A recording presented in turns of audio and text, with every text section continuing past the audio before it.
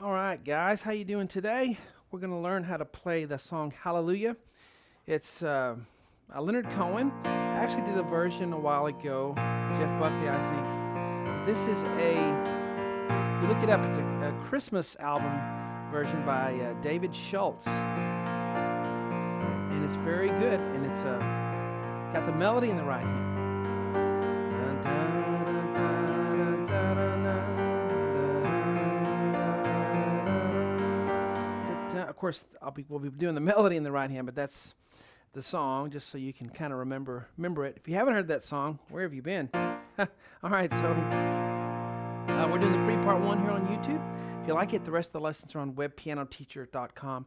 As a member, you can also download my sheets. I've got it zoomed in here, but there's actually a whole sheet plus a little more of material with melody in the right hand.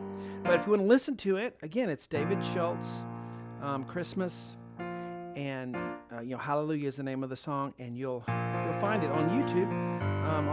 Also, it's on Apple Music. All right, so we start with the B flat chord. All right, so it's great to think in terms of chords all the time.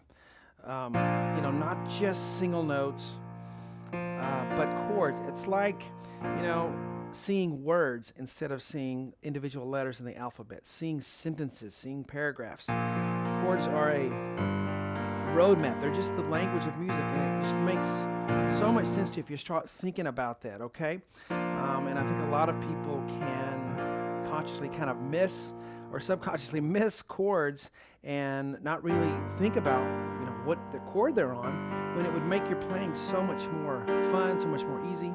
Okay, so we're going to think about a B flat chord. B flat in the left hand.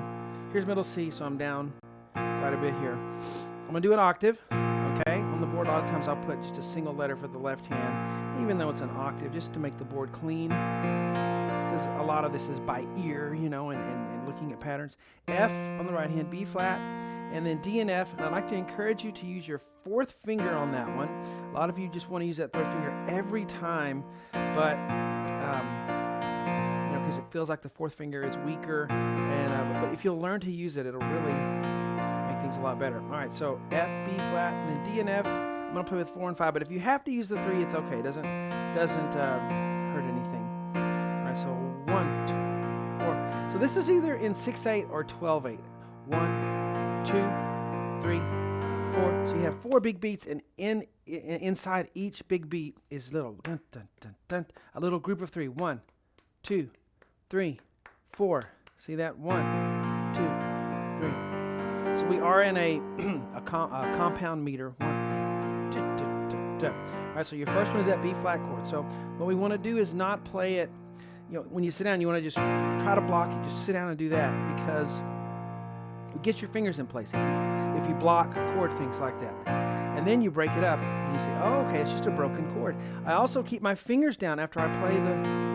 See, the music isn't telling me to keep my thumb down, but I keep it down anyway because it helps me feel the chord. And I'm holding the pedal, so it doesn't matter. Okay? So learn to hold those fingers down, feel the chord within your hand, feel the shape. So there's a little bit of an accent on the first one and on the top one. 1, 2, 3, 4, 5, 6. 1, 2. Okay? On the next one's a G minor, so I'm going to move down to G octave on my left hand. Right hand G, B flat, then D and G with 3 and 5. Okay? So again, I'm feeling that shape under my hand. You can just go this. You can just do this. Okay? Use economy of motion, just the smallest amount of movement to get to the next one. But same beat. 1, 2, 3, 4, 5, 6. Little accent on the first one, little accent on the top one. Then we go to B flat. And then G minor. There's your G minor chord, G, B flat, D. Your B flat chord was B flat, D, F. So from the beginning, 1, 2, 3.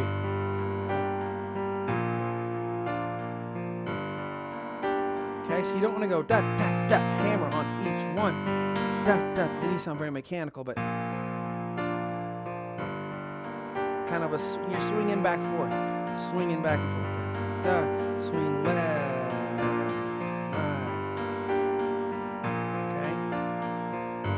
So we get into this in lesson 2. We'll start when the melody comes in, we'll play the melody in the right hand as well as the 6/8 chord pattern. And it's a really nice arrangement. Again, listen to it on YouTube or Apple Music if you want to hear what we're going to be doing. We're going to do it note by note all the way through. And no, it's not the same thing all the way through. The variations are different. He comes up an octave and plays it bigger in some places. So it's really a cool arrangement. Hope you guys enjoyed this free part 1. See you on webpianoteacher.com.